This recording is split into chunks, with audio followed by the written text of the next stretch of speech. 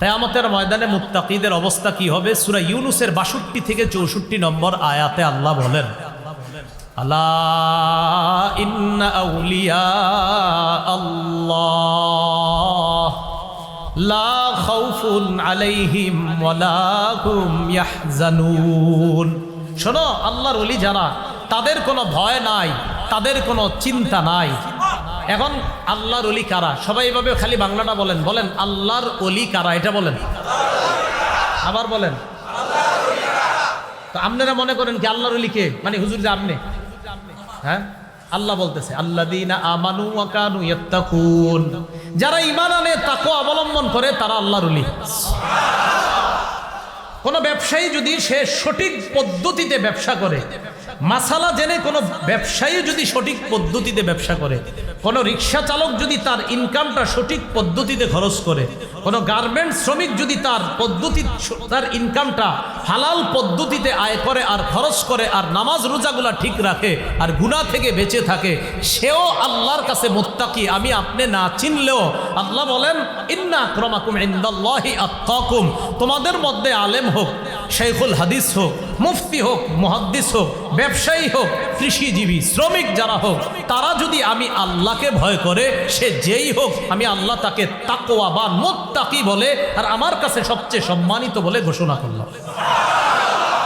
তাহলে মুত্তাকি হওয়ার জন্য আপনার যে আমার মতো এরকম পাঞ্জাবি পরছি, ঠিক আছে, এটা ভালো না লেবাস, কিন্তু কেউ যদি ব্যবসা করে এরপরে সে সঠিক পদ্ধতিতে চলে, নামাজ পড়ে, রোজা রাখে, হজ করে, যাকাত দেয়, যদিও দুনিয়ার কেউ তারে আল্লাহর ওলি হিসাবে চিনে না, তো আল্লাহর খাতায় সে আল্লাহর ওলি। তো আল্লাহ বলেন লাহুমুল বুশরা ফিল হায়াতিদ দুনিয়া ওয়া ফিল আখিরাহ, তাদের জন্য দুনিয়াতে এবং আখেরাতে সুসংবাদ। দুনিয়াতেও সুসংবাদ, আখেরাতেও সুসংবাদ। আল্লাহ আমাদের সকলকে এই শ্রেণীর অন্তর্ভুক্ত হওয়ার তৌফিক দান করেন। এবার আসেন কিয়ামতের ময়দানে। মানুষগুলা সবাই যখন কিয়ামতের ময়দানে উঠবে, সর্বপ্রথম কিয়ামতের ময়দানে কে উঠবে? মুসলিম শরীফের 2278 নম্বর হাদিসের বর্ণনা, রাসূলুল্লাহ সাল্লাল্লাহু আলাইহি সাল্লাম বলেন, আনা আউয়ালু মাইয়ান শাক্কু আনহু কবরুহু, আমি ওই ব্যক্তি সর্বপ্রথম যার কবরটা উন্মোচন করা হবে, ফাঁকা করা হবে, আর ওই কবর থেকে আমি মুহাম্মদ সর্বপ্রথম কিয়ামতের ময়দানে উঠব। সহিহ বুখারীর বর্ণনা 4813 নম্বর হাদিস, ক্বালা রাসূলুল্লাহ সাল্লাল্লাহু আলাইহি ওয়াসাল্লাম ইন্নী আউয়ালু মান ইয়ারফাউ রাসাহু বা'দা নাফখাতিল আখিরাহ, কিয়ামতের ময়দানে ইসরাফিল সিংহায় দ্বিতীয় ফু দেওয়ার পর সর্বপ্রথম তার মাথাটা যে উঁচু করবে সে হব আমি মুহাম্মদ সাল্লাল্লাহু আলাইহি ওয়াসাল্লাম। এখন একটা প্রশ্ন এসে যায়, আমার সাথে আগে বাংলাটা বলেন, বলেন নব সৃষ্টির আরেক নাম পুনরুত্থান।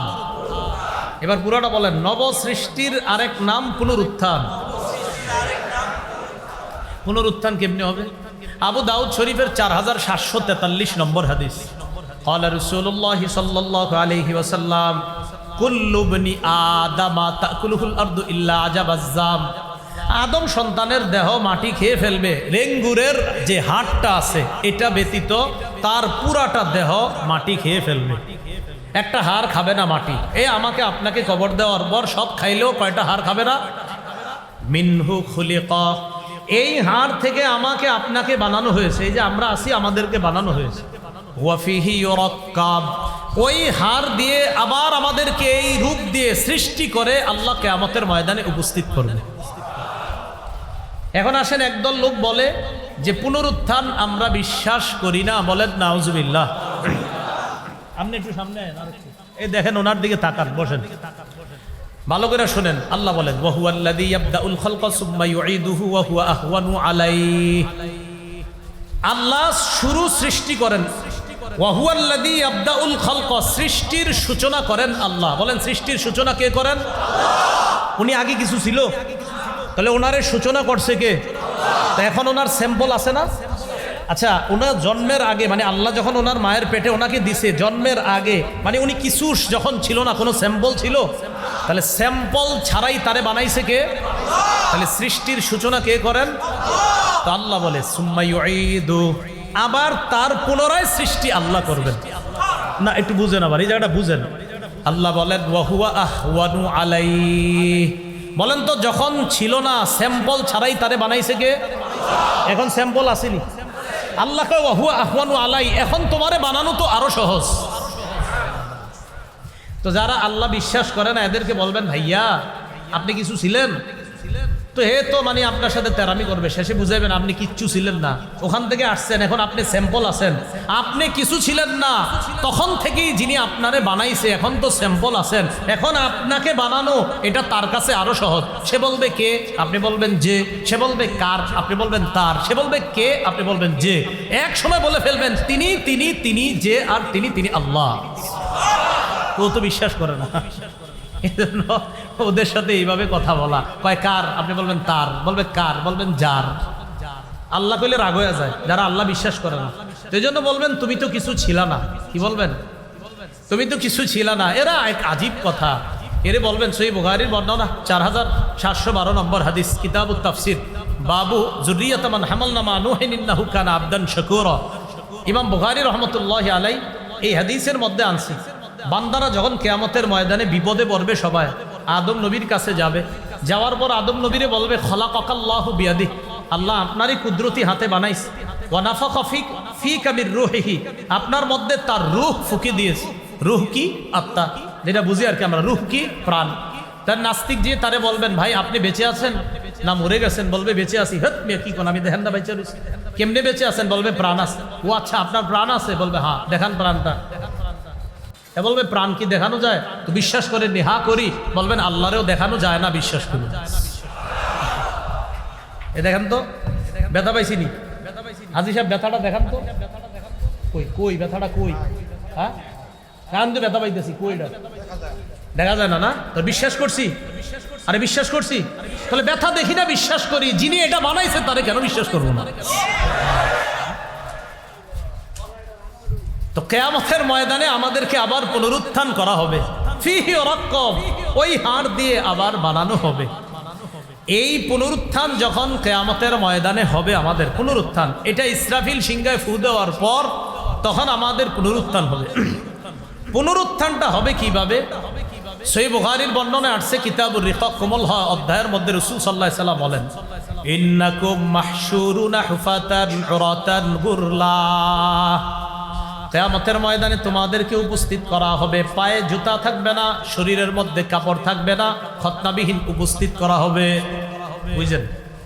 এই বহুমুখী দাওয়াতি মাদ্রাসা কেন দরকার এটা বোঝানোর জন্য বলতেছি, আবার বুঝেন। কিয়ামতের ময়দানে পায়ে জুতা থাকবে না, শরীরে কাপড় থাকবে না, খতনাবিহীন। বুখারীর বর্ণনায় আছে। আবু দাউদ শরীফের বর্ণনায় আবার আছে, মৃত ব্যক্তিরে যেই কাপড়ে কবর দেওয়া হয় তাকে ওই কাপড়েই উঠানো হবে হাসরের মাঠে। আবু দাউদে আছে, মৃত ব্যক্তিরে যেই কাপড়ে মাটি দেওয়া হবে তাকে ওই কাপড়েই তোলা হবে।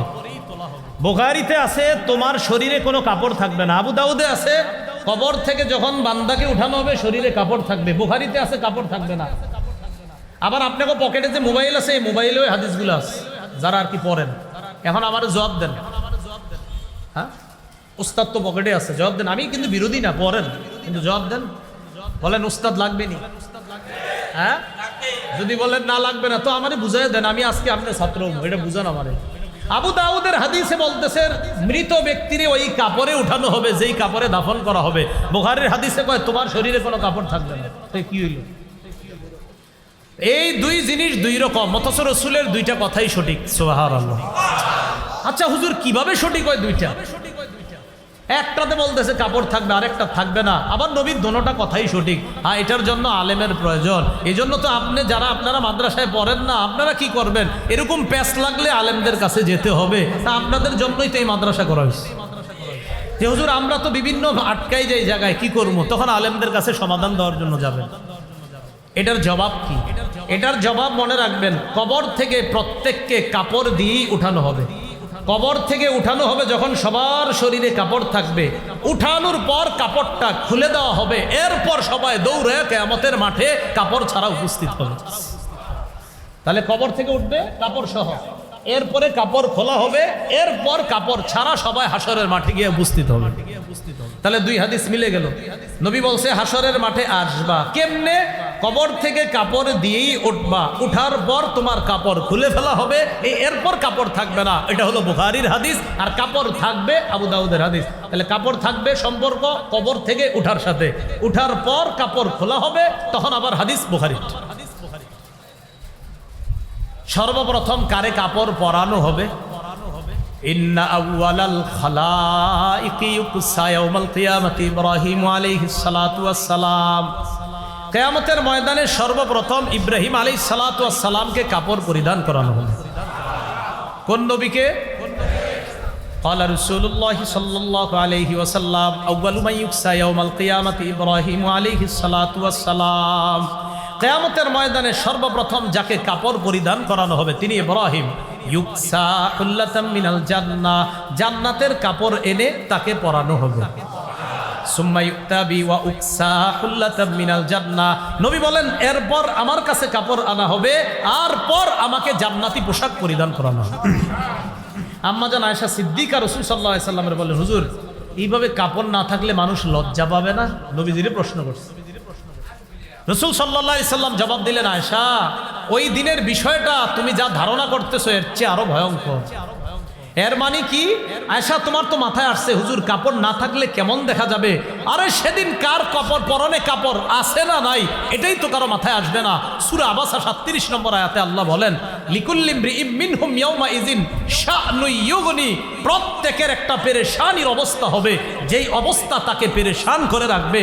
আদম নবী 3 বার বলবে নাফসি নাফসি নাফসি, আমি আমার পরিত্রাণ চাই, আমি সুপারিশ প্রত্যাশী। নূহ নবী বলবেন, ইব্রাহিম নবী, মূসা নবী সবাই বলবে নাফসি নাফসি, 3 বার বলবে যে আমি আমার পরিত্রাণ চাই। তো বলেন আমার আপনার অবস্থাটা কি হবে? রাসূল কয় পেরেশানের কারণে পাশের লোকের শরীরে কাপড় আছে না নাই এটা দেখার সুযোগ হবে, এত পেরেশান থাকবে মানুষ।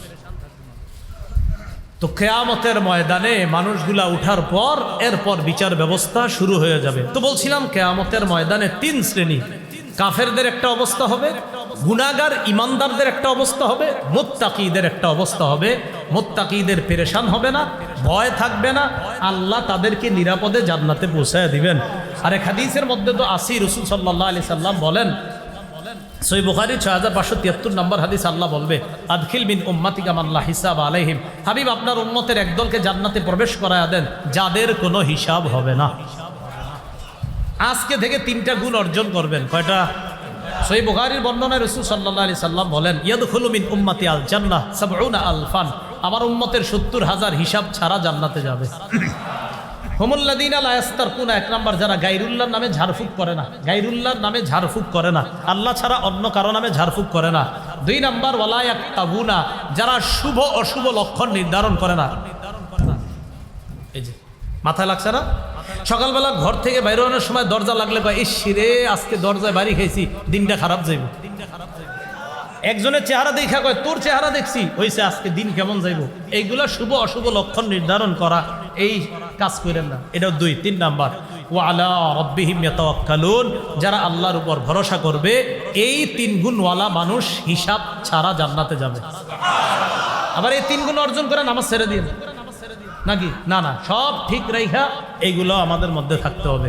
তাহলে বলেন আমরা আমাদের মূল আলোচনা আজকে 3টা বিষয়, কাফের, গুনাহগার, ইমানদার, মুত্তাকি। এর মধ্যে দ্বিতীয়টা মূল যে আমরা অনেক ইমানদার আছি, কিছু গুনাহ কইরা ফেলি। আমরা ব্যবসায়ীর ক্ষেত্রে গুনাহ হয়, আমরা যারা সম্পদশালী বিভিন্ন ক্ষেত্রে গুনাহ হয়। তো এই বিষয়গুলো কেন গুনাহ হয়? আমাদের মাসালা না জানার কারণে। দেখেন দোকান ভাড়া যারা দিচ্ছি, আবার বাসা ভাড়া যারা দিচ্ছি, কিছু মাসালা থাকে, এই বিষয়গুলো আমাদের না জানার কারণে আমাদের গুনাহ হয়ে যায়। তা এই মাসালাগুলো জানার জন্য বহুমুখী দাওয়াতি মাদ্রাসার প্রয়োজনীয়তা অনস্বীকার্য।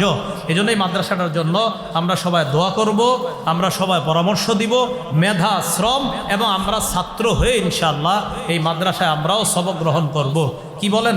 ইনশাআল্লাহ। কি সাপে? বিষধর সাপে রূপান্তরিত করা হবে। লাহু জাবিবাতান, দুই চোখের উপর কালো ফোঁটা থাকবে দুইটা সাপের। তো বিষধর সাপ টেকু, টেকু বিষধর টেকু সাপে রূপান্তরিত করা হবে। ওই সাপটা কি করব?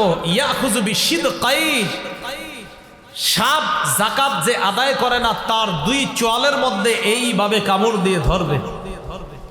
ধরার পর বলবে আনা কানজুকা আনা মালুকা, আমি তোমার সঞ্চিত সম্পদ। তুমি দুনিয়ার মধ্যে সম্পদ জমা করেছিলা কিন্তু যাকাত আদায় করো নাই, আমি তোমার সেই সম্পদ। এই কথা বইলা নবীজি সূরা আলী ইমরানের 180 নম্বর আয়াত তেলাওয়াত করলেন। ওয়ালা ইয়াহসাবান্নাল্লাযীনা ইয়াবখালুনা বিমা আতাহুমুল্লাহু মিন ফাদলিহি হুয়া খায়রাল লাহুম, যাদেরকে আল্লাহ সম্পদ দান করেছেন এই সম্পদে যারা কৃপণতা করে তারা যেন এটা মনে না করে যে এটা তাদের জন্য কল্যাণ। আল্লাহ যাদেরকে সম্পদ দান করেছে তারা যারা দান না করে কৃপণতা করে আর মনে করে আমি মনে হয় অনেক কিছু করে ফেললাম, দান না করে যাকাত না দিয়ে ওহো হুজুরদেরকে ফাঁকি দিছি, হুজুররা খালি যাকাত দিতে কয়, এই বছর যে আমি যাকাতটা দেই নাই হেরাদেরকে ফাঁকি দিছি, এটা আমার জন্য কল্যাণ। আল্লাহ বলেন না না, বাল হুয়া শাররুল লাহুম, এটা তাদের জন্য অকল্যাণ। সায়ুতাওয়াকুনা মা বাখিলু বিহি ইয়াউমাল কিয়ামাহ, এই সম্পদ সায়ুতাওয়াকুনা মা বাখিলু বিহি, সম্পদটাই বিষধর সাপে রূপান্তরিত হয়ে এটা তার গলার মধ্যে ঝুলিয়ে দেওয়া হবে, ওই সম্পদটাই সাপ হিসাবে ঝুলিয়ে দেওয়া হবে। এখন বলেন সম্পদশালী যারা আছে তারা যে যাকাত দিবে এই যাকাতের মাসালা জানা দরকার আছে না নাই? এই মাসালা শিখবেন কি? কবি মাদ্রাসায় দাওরা হাদিসে ভর্তি হবেন কি আজকে?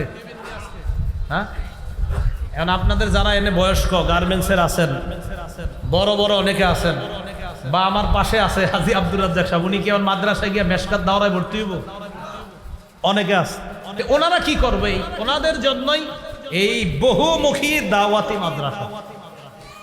এই বহুমুখী দাওয়াতি মাদ্রাসায় আপনাদের জন্য। কি কথা বুঝে আসছে? কারণ আপনি সম্পদ আছে, এখন যাকাত দিবেন, কিন্তু যাকাতটা দিবেন কিভাবে এটারও তো একটা পদ্ধতি আছে।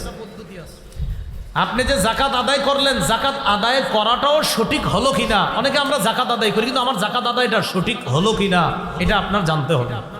যেহেতু আল্লাহ আপনাকে সম্পদ দিছে, এখন আপনার এই মাসালা জানতে হবে যে আমার এই সম্পদ আমি কিভাবে খরচ করব, এই মাসালা আমাকে জানতে হবে। কারণ আমি যদি আমার এই সম্পদ সঠিকভাবে খরচ না করি তাহলে আমার এই সম্পদ হালালভাবে কামাই করা সত্ত্বেও সঠিকভাবে খরচের নিয়মটা না জানার কারণে আল্লাহর কাছে ধরা খেয়ে যাবে। কামাই করছে হালালভাবে কিন্তু ওই খাত, খরচের খাতটা সঠিকভাবে জানে নাই। এই খরচের খাত তার সঠিক জানার জন্য ওই যে বহুমুখী দাওয়াতি মাদ্রাসা, এই মাদ্রাসার এটাও একটা লক্ষ্য উদ্দেশ্য, প্রত্যেকটা পেশা শ্রেণীর মানুষ যারা আছে তারা যেন তার পেশার যে মাসালাগুলো আছে এই মাসালাগুলো যেন সে অন্তত জানতে পারে, এই জানার জন্যই বহুমুখী দাওয়াতি মাদ্রাসা। কথা কি বুঝে আসছেন? একটা হাদিস শুনলেন, হাদিস শুনলে বিষয়টা সহজে বুঝে আসবে। সহিহ বুখারীর 1237 নম্বর হাদিস, রাসূলুল্লাহ সাল্লাল্লাহু আলাইহি সাল্লামের সাহাবী আবু যর গিফারি রাদিয়াল্লাহু তাআলা আনহু বলেন, একদিন রাতের বেলা চাঁদের আলোতে রাসূল সাল্লাল্লাহু আলাইহি সাল্লাম হাঁটতেছে, চাঁদের আলোতে, সুবহানাল্লাহ। আমিও হাঁটতেছি, রাসূলের সাহাবী বলেন আমিও হাঁটতেছি। একটু কল্পনায় আনেন যে নবী হাঁটতেছে একটু দূরে, সাহাবী আর একটু দূরে, আশেপাশে আর কেউ নাই, তাহলে কি সুন্দর একটা দৃশ্য। চাঁদের আলো পৃথিবীর মধ্যে, একদিকে নবী হাঁটতেছে আরেক পাশে তার এক সাহাবী হাঁটতেছে, এটা হলো দৃশ্যটা। তো আবু যর গিফারি রাদিয়াল্লাহু তাআলা আনহু বলেন, কারিহতু আইয়ামশিয়া মাহু আহাদ, আমার জনন্তু আন্নাহু কারিহা, আমার মনে হলো আন্নাহু ইয়াকরাহু আইয়ামশিয়া মাহু আহাদ, আমার মনে হলো যে নবীর সাথে কেউ এখন চাঁদের আলোতে হাঁটুক, এটা মনে হয় নবী অপছন্দ করতেছে, এই জন্য নবী একা একা হাঁটতেছে। কারণ সাধারণত নবীজি রাতের বেলা তার বিবিকে নিয়েও হাঁটতেন, কিন্তু আজকে নবী একা হাঁটতেছে কেন? মনে হয় নবীর সাথে কেউ হাঁটাটা নবী পছন্দ করতেছে না, তাই একা হাঁটতেছে। তো আমি এই ভয়ে নবীর পাশে যাই না, আমি দূর থেকেই নবীরে দেখতেছি। ফালতাফাতা ইলাইয়া, আমার দিকে তাকাইছে, তাকানোর পর বলতেছে মান কে, এরকম বলে না, দূরে আছে মোটামুটি। তো মনে করে হাঁটতেছি, ওই স্কুলের এনে একজন, রাতে কোনো আলো নাই শুধু চাঁদের আলো, কে ওই জায়গায়? তো বলে যে আমি অমুকে। ঠিক নবী বললেন কে? রাসূলের সাহাবী বললেন আবু যর। হুজুর আবু যর। ও আবু যর, জি তাল, আসো এদিকে আসো। সুবহানাল্লাহ, কাছে নিস। এবার আবার দৃশ্যটা কল্পনা আগে, একটু আগে ছিল দূরে, এখন রাসূল আর তার সাহাবী পাশাপাশি হাঁটতেছে। আসো আমার সাথে আসো। আবু যর গিফারি রাদিয়াল্লাহু তাআলা আনহু নিয়ে রাসূল সাল্লাল্লাহু আলাইহি সাল্লাম হাঁটতেছে। হাঁটতে হাঁটতে বলতেছে আবু যর, ইন্নাল মুকসিরিনা হুমুল মুকিল্লুনা ইয়াউমাল কিয়ামাহ। বেশি সম্পদশালীরা কিয়ামতের ময়দানে সব অনেক কম হবে, এটা বলতেছে। এই কথা বলার পর রাসূল সাল্লাল্লাহু আলাইহি সাল্লাম বললেন, আবু যর, ইল্লা মান আতাহুল্লাহু মালা।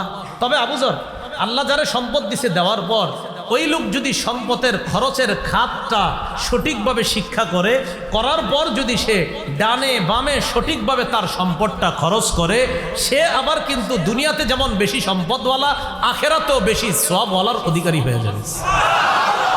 কথা বুঝে আসলে প্রথমে কি বলছে? বেশি সম্পদশালী সওয়াবে কম হবে। সাথে সাথে বলছে আবু যর, তবে যাদেরকে আল্লাহ সম্পদ দিছে কিন্তু সম্পদ আবার বিদ্যা বুদ্ধি যাই না, আলেমদের কাছ থেকে মাসালা জানছে, আমার সম্পদটা আমি কোথায় খরচ করতে হবে এটা জেনে তার সম্পদ সে সঠিকভাবে ব্যয় করছে, আত্মীয়দেরকে দিছে, জাকাত যারা খেতে পারবে তাদেরকে দিছে, এতিমদেরকে দান করছে, রক্তের সম্পর্কগুলো রক্ষা করছে যারা, তারা আবার যেমন দুনিয়াতে সম্পদও বেশি হয়েছে, আখেরাতে তাদের সওয়াবও বেশি হবে। এটা বলতে বলতে সামনের দিকে যাইতেছে। তাহলে হাদিস পুরাটাই বলে ফেলি, কি বলেন? ওই শেষে আমার একটা মজার জায়গা। সুবহানাল্লাহ। যাইতেছে, যাইতে যাইতে এক জায়গায় গিয়ে আবু যর গিফারি রাদিয়াল্লাহু তাআলা আনহু রাসূল বললেন, ইজলিস হাহুনা, বসো এখানে। তো আমারে বসাই দিস। বসাই দিয়ে আমারে বলতেছে, আবু যর, লা তাবরাহ মাকানাক হাত্তা আরজিআ ইলাইক। তুমি এইখানে বসা থাকবা, আমি যতক্ষণ না আসবো, আমি একটু ওদিকে যাইতেছি, ফিরে না আসা পর্যন্ত তুমি এখানেই থাকবা, এখান থেকে নড়বা না। তা আবু যর গিফারি রাদিয়াল্লাহু তাআলা আনহু বলেন, আমি তাকায় রইছি, নবীজি রাতের বেলা কই যে যাইতেছে আমি জানি না, শুধু সামনের দিকে যাইতেছে। যাইতে যাইতে ফালাবিসা আন্নি ফাআতালা লুবসাহ, আমার থেকে লম্বা সময় রাসূল দূরে রইলেন। বিশাল একটা অনেক লম্বা একটা সময় অতিক্রম হয়ে গেল। হঠাৎ আমি দেখি আর নবীজিরে দেখা যায় না। আচ্ছা কোথায় গেল নবীজি? আমি দেখি নবীরে আর দেখা যাইতেছে না, কিন্তু সামনেও যাইতে পারি না, কারণ নবী বলছে এনতে নড়বা না, এখানেই থাকো। আমি চুপচাপ বসে রয়েছি। হঠাৎ একটা বিকট আওয়াজ শুনলাম। কিরে, ঘটনা কি? কিসের আওয়াজ? নবীর কোনো বিপদ হইল কিনা? আমি সাথে সাথে চিন্তা করলাম, উইঠা নবীর কাছে যাই, দেখি কি বিপদ। সাথে সাথে মনে পড়ছে, এই নড়বা না, আমি না আসা পর্যন্ত। বসে রয়েছি আবার। পেরেশানি কাজ করতেছে, নবীও আসে না। হঠাৎ দেখি কেউ একজন কথা বলতে বলতে আসতেছে। ভালো করে তাকায় দেখি আল্লাহ রাসূল কার সাথে কথা বলতে বলতে আমার দিকে আসতেছে। নবীজি যখন কথা বলতেছে, আবু যর গিফারি রাদিয়াল্লাহু তাআলা আনহু কয়, নবীজি কথা বলতেছে, ভালো করে তাকায় রইছি, দেখি কি নবী একাই কথা কয়, পাশে কেউ নাই, খালি একা একা কইতেছে। নবীজি কয়, ওয়া ইন জানা ওয়া ইন সারাকা, খালি এটা বলতেছে। ওয়া ইন জানা ওয়া ইন সারাকা মানে যদি সে ব্যভিচার করে, যদি সে চুরিও করে, এটার অর্থ এরকম। তো এইগুলা বলতে বলতে নবী আমার দিকে আসতেছে। আমার কাছে আসার পর লাম আসবির, আমার আর ধৈর্য হইতেছে না, যে থুর আর কতক্ষণ, তখন যা যা ঘটছে এগুলো আমি না জানা পর্যন্ত তো আমার শান্তি হইতেছে না। হুজুর গেলেন, আমার থেকে আড়াল হইলেন, আওয়াজ হইল, আবার একা একা কথা কইতে কইতে আইতেছে। তো এগুলা আপনিও যদি দেখতেন, আপনিও কিন্তু চুপ থাকতে পারতেন না। আবু যর গিফারি কয়, আমিও আর ধৈর্য ধরতে না পাইরা জিজ্ঞাসা করে ফেলছি, হুজুর আপনি যে লম্বা সময় কোথায় গেলেন? একটা বিকট আওয়াজ শুনছি। ও তুমি এটা শুনছো? নবীজি বলেন, হ্যাঁ। তারপর আমি ভয় পেয়েছি, আপনার কোনো সমস্যা হয়েছে কিনা? না না, কিচ্ছু হয় নাই, ওটা জিবরাইল আসছিল, ওই আওয়াজ। ভয়ের কোনো কারণ নাই। আচ্ছা, এটা বুঝতে পারলাম, আপনি আস্তে আস্তে কথা কইছেন কার সাথে, এটা তো আমারে বলেন। ওইটাও দেখছো? কয় জি। তখন আমি কথা বলতেছিলাম জিবরাইলের সাথে। তা আপনি এটা কেন বলতেছিলেন ওয়া ইন জানা ওয়া ইন সারাকা, যদিও সে চুরি করে, জিনা করে? এটা কেন বলছি? জিবরিল আমারে বলছে, বাশশির উম্মাতাকা আন্নাহু মান মাতা মিন উম্মাতিক লা ইউশরিকু বিল্লাহি শাইআ দাখালাল জান্নাহ। জিবরিল আমারে বলছে, আপনার উম্মতকে আপনি এই সুসংবাদ দিয়ে দেন, আপনার উম্মতের কেউ যদি মারা যায় এমন অবস্থায় যে সে আল্লাহর সাথে শিরিক না করে, তাকে সুসংবাদ দিয়ে দেন, সে জান্নাতে প্রবেশ করবে। এটা আপনি সুসংবাদ দিয়ে দেন। তো যাই হোক, এই জায়গায় যে বিষয়টা আমার মূল বলা উদ্দেশ্য, সম্পদ বেশি যাদের আছে তাদের জন্য সুযোগ আছে কিয়ামতের মাঠে সওয়াবও বেশি অর্জন করা। তাহলে সম্পদটা সঠিকভাবে কোথায় আমি ব্যয় করব, এই বিদ্যাটা জানা দরকার আসেনি। তো এই জন্য বহুমুখী দাওয়াতি মাদ্রাসার বিকল্প নাই। আমি তো এই মাদ্রাসার নাম দেখা আমি হঠাৎ প্রথমে হাজী সাহেবের ওখানে বসছি, তো আমি বললাম এটা কে এই মাদ্রাসার দায়িত্ব জিম্মাদার। তো যাই হোক, একটু পরে আস্তে আস্তে জানতে পারলাম মাশাআল্লাহ আমাদের বাংলাদেশের আমরা যাদেরকে নিয়ে গর্ব করি, যে খানদানকে নিয়ে হযরত মাওলানা আব্দুল মালেক সাহেব হাফিজাহুল্লাহ, যাকে নিয়ে সারা পৃথিবীর ওলামায়ে কেরাম গর্ব করে। মাওলানা আব্দুল মজিদ সাহেব কার ছোট ভাই জানেননি? এটা তো হুজুররা জানে, আপনারা জানেন না। হ্যাঁ, মাওলানা আব্দুল মালেক সাহেবের কি ছোট ভাই, এলাকার ছোট ভাই, কি আপন ছোট ভাই, আপন। জন্য এই খানদান থেকে যখন এই কাজের উদ্যোগ নেওয়া হয়েছে, তখন আমি বলছি যে আল্লাহ তাআলা যেন এই কাজে বহুত ভরপুর বরকত দান করে। আমরা এ হলো আপনার বলতেছিলাম যে আল্লাহ সম্পদ দিয়েছে, জাকাত দেয় নাই। এই জাকাত না দেওয়া ইমানদাররা কিয়ামতের ময়দানে বহুত বিপদের মধ্যে পড়ে যাবে। অহংকারী ইমানদার যারা, ইমান আছে কিন্তু অহংকার করছে, এদের কি অবস্থা হবে? তিরমিজি শরীফের 2492 নম্বর হাদিসের বর্ণনা, ক্বালা রাসূলুল্লাহ সাল্লাল্লাহু আলাইহি ওয়াসাল্লাম, ইউহশারুল মুতাকাব্বিরুনা ইয়াওমাল কিয়ামাতি আমসালায-যুর ফি সুওয়ারির রিজাল। অহংকারীদেরকে কিয়ামতের ময়দানে মানুষের আকৃতি দিয়া পিঁপড়ার মতো উপস্থিত করা হবে। এটা কেমনে আকৃতি? কাদের? না, মানুষের আকৃতি। মানুষ মানে সে মানুষ কিন্তু পিঁপড়ার সমান। আরে কিসের সমান? এখন আপনাদের প্রশ্ন আসবে, এটা কেমন দেখা যাবে? আল্লাহ পারে। যেমন সাহাবীরা একবার রাসূলকে প্রশ্ন করছে, নবী বলছে একদলকে আল্লাহ মাথাটা নিচের দিকে দিবে, পাটা উপরের দিকে দিয়ে জাহান্নামে দিবে। সাহাবীরা বলল, হুজুর এটা কেমনে সম্ভব, মাথা নিচের দিকে দিয়ে? তখন নবীজি বললেন, যেই আল্লাহ মানুষকে পায়ের উপর হাঁটায় দুনিয়াতে, ওই আল্লাহ মানুষকে চেহারার উপর হাঁটাইতেও সক্ষম। তাহলে অহংকারীদেরকে পিঁপড়ার মতো কিয়ামতের ময়দানে উপস্থিত করা হবে। এখন আসেন, এই অহংকার জিনিসটা কি? আমরা আমাদের চলার পথে অনেক সময় আমাদের বিভিন্ন কর্মকাণ্ডে অহংকার হয়ে যায়। আবার আমরা অনেক কিছুর অহংকার মনে করি, আসলে এটা অহংকার না। আবার অনেক বিষয় অহংকার হয় কিন্তু আমি বুঝি না এটা যে অহংকার। তো এই বিষয়গুলো তো ওলামায়ে কেরাম জানে কোনটা অহংকার কোনটা অহংকার না, কিন্তু সাধারণ জনগণ যারা, অহংকার কাকে বলে, হিংসা কাকে বলে, এই বিষয়গুলো কি আমাদের জানা দরকার আছে কিনা? তো এই জন্য বহুমুখী দাওয়াতি মাদ্রাসার বিকল্প নাই। এই মাদ্রাসা এটা সকলের জন্য। গার্মেন্টসের যারা আছেন, ব্যবসায়ী যারা আছেন, এটা সবার জন্য। এবার ব্যবসায়ী ভাই যারা আছেন, আপনারা শোনেন, আল্লাহ বলেন, ইউসাব্বিহু লাহু ফিহা বিল গুদুবি ওয়াল আসাল রিজালুল লা তুলহিহিম তিজারাতু ওয়ালা বাইউন আন যিকরিল্লাহ ওয়া ইকামিস সালাতি ওয়া ইতাইজ যাকাহ।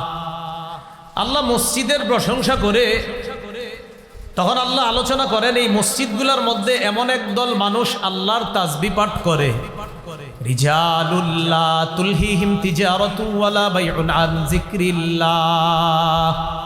এমন মানুষরা মসজিদের মধ্যে আল্লাহর তাসবিহ পাঠ করে, আল্লাহর জিকির করে, যাদেরকে তাদের ব্যবসা আল্লাহর থেকে গাফেল করে দেয় না। আল্লাহর স্মরণ থেকে তাদের ব্যবসা তাদেরকে গাফেল করে দেয় না। ওয়া ইকামিস সালাহ, নামাজ কায়েম করা থেকে তাদেরকে গাফেল করা দেয় না। ওয়া ইতাইজ যাকাত, যাকাত আদায় করা থেকে তাদেরকে গাফেল করে দেয় না।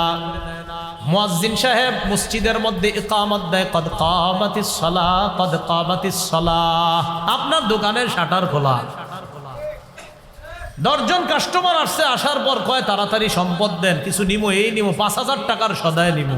মুয়াজ্জিন কয় কদ কামাতিস সালাহ, কদ কামাতিস সালাহ, নামাজ দাঁড়িয়ে গেছে, নামাজ দাঁড়িয়ে গেছে, আসো আসো। ক্রেতারা কয় 5000, কত? 5000 টাকার সদায় নিমো। মুয়াজ্জিন সাহেব কয় কদ কামাতিস সালাহ। আল্লাহ বলেন ওয়ামুর আহলাকা বিস সালাত ওয়াসতাবির আলাইহা, নবী আপনি আপনার পরিবারকে নামাজের আদেশ করেন, এটাও জানায়া দিবেন লা নাসআলুকা রিজকা, ও নামাজিরা আমি আল্লাহ তোমাদের থেকে রিজিক চাই না, নাহনু নারযুকুকা, আমি তোমাদেরকে রিজিক দেই। এখন আসেন, এই যে আপনি নামাজের সময় আপনার দোকানপাট আপনি খোলা রাখা বা নামাজের একামত চলা অবস্থায় আপনার দোকান খোলা রাখা, এটা কতটুকু শরীয়ত সম্মত? জুমার নামাজের দ্বিতীয় আজান যখন হয় মসজিদে, ইমাম সাহেব যখন খুতবা দিবে, এই দ্বিতীয় আজানের পর আপনি কতটা সময় আরো অপেক্ষা করা যাবে কিনা, দোকান খুলতে পারবেন কিনা, নাকি প্রথম আজানের পরে আপনার দোকান বন্ধ করতে হবে? তো এই যে মাসালাটা, জুমার নামাজ কি অন্য ধর্মের মানুষ পড়ে না মুসলমান? এখন মুসলমানদের মধ্যে ব্যবসায়ীরা জুমার নামাজ পড়ে কিনা? ব্যবসায়ীদের জন্য জুমার নামাজের দিন কতটা সময় পর্যন্ত দোকান খোলা রাখা যাবে, কতক্ষণ পরে হলে হুজুর গুনাহ হয়ে যাবে, এই মাসালা জানা দরকার আছে কিনা? এই মাসালাগুলোর জন্য বহুমুখী দাওয়াতি মাদ্রাসা। কারণ আপনারা যারা ব্যবসায়ী আছেন, এই ব্যবসায়ীরা এই মাসালা আপনি কোথায় জানবেন যে আমার ব্যবসার মাসালা? দুইজনে আপনি ক্রয় বিক্রয় করতেছেন, অথবা এলাকার মধ্যে আপনি কাউরে বাসা ভাড়া দিছেন, 4টা রুম 5টা রুম ভাড়া দিছেন। আপনি ভাড়া দেওয়ার পর কিভাবে ভাড়া দিছেন? মাওলানা আব্দুল মজিদ সাহেবরে আইসা আপনি 5 বছর পর বলছেন, হুজুর আমি তো ভাড়া দিছি, জানেননি তো? হুজুর কহ জানি তো, আপনি ভাড়া দিছেন। তখন আপনি কয়, হুজুর আসলে ভাড়াটা একটু অন্য সিস্টেমে দিছি। হুজুর কয় কেমনে? আমি আসলে 5 বছর আগে আমার দোস্তকে 5 লাখ টাকা ওর কাছ থেকে নিছিলাম, নেওয়ার পরে ওরে আমি 4টা রুম দিছি, নেওয়ার পর বলছি তুই এটা খাটা, তো আমি আবার 5 বছর পর 5 লাখ টাকা দিয়ে দিছি, আমার 4টা রুম আমারে ফেরত দিয়ে দিছি। হুজুর কয় তাই নাকি? হ্যাঁ। তারপর এরপর হুজুর একটা ধইরা ওই মাসে 500-600 কইরা ধইরা ভাড়া আর কি আপনার এটা খাইটা নিছে। হুজুর কয় তাই নাকি? হ্যাঁ। এটার নাম কি? হুজুর ওই মানুষে বলে মর্গেজ। মানুষে কি বলে? মানুষে কি বলে বলেন সবাই? ঘটনা কি? আওয়াজ দিস সবার ছোট হয়ে গেল। হ্যাঁ, এটা কি বলে? হুজুর এটা শোনার পর ইন্না লিল্লাহ, এই কাম করছেন আপনি? হ্যাঁ। হুজুর এটা তো জায়েজ হয় নাই, আপনি তো ঠিক করেন নাই কাজটা। হ্যাঁ, আমি তো মাসালা জানতাম না। তো আপনি মাসালা না জানেন না কেন এইভাবে ভাড়া দিছেন? হ্যাঁ, আপনি মাসালা না জেনে এইভাবে ভাড়া কেন দিছিলেন? তাহলে মাসালা জানা দরকার আসেনি? এই মাসালা জানার সর্বক্ষেত্রে আপনি যা করেন, যে ব্যবসায়ী ব্যবসার সব মাসালা জানতে হবে আপনার। যারা আপনারা বাসা ভাড়া দেন, বাসা ভাড়া কোন সিস্টেমে দিবেন? অগ্রিম টাকা নেন না বাসা ভাড়া দেওয়ার সময়? এই অগ্রিম টাকা নেওয়ার পর এটার নাম কি দেন বলেন তো? অ্যাডভান্স। এটার নাম কি অ্যাডভান্স না সিকিউরিটি মানি? এই মাসালা আপনি মাওলানা মুফতি আব্দুল মাজিদ সাহেবের কাছে জানতে হবে যে হুজুর এটার নাম কি অ্যাডভান্স না সিকিউরিটি মানি? হুজুরের কাছে যখন গেলেন, হুজুর কয় কি হিসাবে দিচ্ছেন? অ্যাডভান্সটা যে রাখছেন, এটা কি অ্যাডভান্স হিসাবে রাখছেন না সিকিউরিটি মানি হিসাবে রাখছেন? কোনটা? এই অ্যাডভান্স আর সিকিউরিটি মানির মাসালা দুইটা হয়, এটা মাথায় রাখবেন। যে আপনারে অ্যাডভান্স দেয়, উনি যদি দেওয়ার সময় কয় আমার এই টাকা কিন্তু আপনারে অ্যাডভান্স দিলাম, বাস এটা ঘরে রেখে দিবেন, এটা খরচ টরচ করবেন না, ঘরে রেখে দিবেন। আপনি দোকান ভাড়া মাসে 10,000 পান, আমি 10,000ই দিব, 1 টাকাও আমার এই অ্যাডভান্স থেকে খরচ করবেন না, খালাস 2 লাখ ঘরে নিয়ে ভালায় রাখবেন, এটা আর ছুঁয়েও দেখবেন না। দোকান যেদিন ফেরত নেবেন তার টাকা ফেরত দিবেন। কিন্তু আপনারা তো এটা করেন না। এই মাসালা তো আপনি জানতে হবে। তো এই জন্য আপনি কোনটা সিকিউরিটি মানি কোনটা অ্যাডভান্স, এই মাসালা এটা জানার জন্য বহুমুখী দাওয়াতি মাদ্রাসার কিন্তু আল্লাহর কসম এটা অনেক সুন্দর একটা উদ্যোগ নেওয়া হয়েছে। আপনারা সর্বশ্রেণীর যারা এখানে আছেন, আপনারা এই মাদ্রাসাটায় অবশ্যই প্রতিদিন, হুজুরের সাথে আমার কথা হয়েছে আসার আগে, আমি বলছি কোন পদ্ধতিতে, উনি বলছেন যারা যেইভাবে এখানে পড়তে যাবে সকলের জন্য বিভিন্ন সিস্টেম পদ্ধতি এখানে থাকবে। গার্মেন্টসের যারা আছে তারা হয়তো দেখা যায় রাত 7টা 8টার পরে তাদের ছুটি হয়, তো এরপর তাদেরকে কিভাবে এখানে প্রশিক্ষণ দেওয়া যায়, কিভাবে তাদেরকে ক্লাস করানো যায়, এই পদ্ধতিও তারা রাখবে ইনশাল্লাহ। তো আপনারা দিল থেকে বলেন যে সব শ্রেণীর মাসালার জন্য এমন একটা মাদ্রাসার কি প্রয়োজন ছিল কিনা? আল্লাহ কবুল করেন। এরপরে দেখেন, আমরা যে এই সমস্ত গার্মেন্টসে যারা চাকরি করি, চাকরি করার সময় আমাদের একটা প্রভিডেন্ট ফান্ড থাকে নাকি? হ্যাঁ, আছে কিনা? এখন এই ফান্ডের মধ্যে যারা টাকা রাখতেছেন, টাকা জমতেছে, এই টাকা আপনার জাকাত পরিমাণ জমা গেছে, তো এই জাকাত পরিমাণ জমার পরে এটার জাকাত দেওয়া লাগবে কিনা, অথবা জমার পরে কয়জনে জাকাত দিছেন, এটা যদি এখন তো মাথায় অনেকের হ্যাং হয়ে গেছে, হুজুর ইন্নালিল্লাহ কি কর, আমার তো 11 লাখ জমা গেছে, আমি তো এখনো দিইনি। কথা আমি বলি নাই যে দিবেন বা দেন নাই, আপনার যে টাকা জমা করে রাখছেন আপনি টাকা, এই টাকার জাকাত কে দিবে, এটা এই মাসালা জানা দরকার আছে। আমি আপনার দোকান ভাড়া দিছি, আপনি আমার অ্যাডভান্স দিচ্ছেন, এই অ্যাডভান্স 2 লাখ আমার ঘরে রেখে দিলাম, বাস এটা ছুঁয়েও দেখবো না। বলেন তো 2 লাখের মালিক কি আমি না আপনি?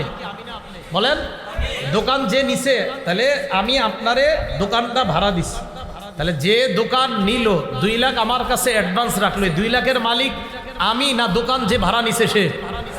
এখন ভাড়া যে দোকান নিছে ওর এই 2 লাখ আমার কাছে 5 বছর ধরে রয়েছে। 6 বছর আরে জিজ্ঞেস তো জাকাত দিছিনি 5 বছর। আমার কাছে 2 লাখ আপনি ফালা রাখলেন, এই 2 লাখের মালিক তো আমি না আপনি, তো আপনি জাকাত দিছেন? আমি কই নাই কিন্তু জাকাত লাগবে না লাগবে না একবারও বলি নাই, কিন্তু মাসালা জানতে হবে আপনার যে হুজুর কি কন, 2 লাখ আপনার কাছে ফালায় রাখছি, তো আমার জাকাত তো জাকাত মানে টাকার মালিক তো আপনি, আমি তো না। আমি এখনো মাসালা বলি নাই, লাগবে না লাগবে এইটা জানার জন্য এখানে আসতে হবে। আসবেন তো ইনশাআল্লাহ? তো বলছিলাম 2 নাম্বার, ইমানদার গুনাহগার যারা, তারা আটকে যাবে বিভিন্ন গুনাহের কারণে, কিয়ামতের ময়দানে তারা আটকে যাবে বিভিন্ন গুনাহের কারণে। সহিহ বুখারীর বর্ণনা, রাসূলুল্লাহ সাল্লাল্লাহু আলাইহি সাল্লাম বলেন, কুল্লুকুম রাঈন ওয়া কুল্লুকুম মাসউলুন আন রাইয়াতিহি, তোমরা প্রত্যেকে দায়িত্বশীল, প্রত্যেককে তার দায়িত্বের ব্যাপারে জিজ্ঞাসা করা হবে। সুপারভাইজার আসেননি? আসেনি সুপারভাইজার? আছে। সুপারভাইজারের অধীনে যারা আছে তাদের উপরে সে জুলুম করছে কিনা বা ইনসাফ করছে কিনা, এই ব্যাপারে তাকে কিয়ামতের ময়দানে জিজ্ঞাসা করা হবে। এখন তার এই মাসালা জানা দরকার আছে না নাই?